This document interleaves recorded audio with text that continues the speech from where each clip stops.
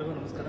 ಇವತ್ತು ಕರ್ನಾಟಕ ರಾಜ್ಯ NPS ನೌಕರ ಸಂಘ ಕರ್ನಾಟಕದ ಇವತ್ತಿನ ಶಾಖೆಯನ್ನು ಅಧಿಕೃತವಾಗಿ ರಾಷ್ಟ್ರೀಯ ಅಧ್ಯಕ್ಷರಾಗಿರ್ತಕ್ಕಂಥ BP ಸಿಂಗ್ ರಾವತ್ ಅವರ ನೇತೃತ್ವದಲ್ಲಿ ನಿನ್ನೆ ನಡೆದಂತಹ ಮಾನ್ಯ ಷಡಕ್ಷರ ನೇತೃತ್ವದಂಥ ನಮ್ಮ ಅಭಿಮಾನದ ಅಭಿನಂದನಾ ಕಾರ್ಯಕ್ರಮದಲ್ಲಿ ಮಾನ್ಯ ಮುಖ್ಯಮಂತ್ರಿಗಳ ಅಭಿನಂದನಾ ಕಾರ್ಯಕ್ರಮದಲ್ಲಿ ಘೋಷಣೆ ಆಗಿರುವಂತೆ NPS ಅನ್ನು ರದ್ದು ಮಾಡಿ OPS ಅನ್ನು ಜಾರಿ ಮಾಡುವ ಸಂಕಲ್ಪದೊಂದಿಗೆ ಬಂದಿರತಕ್ಕಂಥ ಇವತ್ತಿನ ಸಂಘಟನೆಗೆ ಕರ್ನಾಟಕದ ಎಲ್ಲ NPS ನೌಕರರು, ಸರ್ಕಾರಿ ಅನುದಾನಿತ ಶಿಕ್ಷಣ ಸಂಸ್ಥೆಗಳು, ಕಾರ್ಪೊರೇಷನ್ ಎಲ್ಲ ನೌಕರರು ಕೂಡ ಇದಕ್ಕೆ ಕೈ ಜೋಡಿಸಬೇಕು.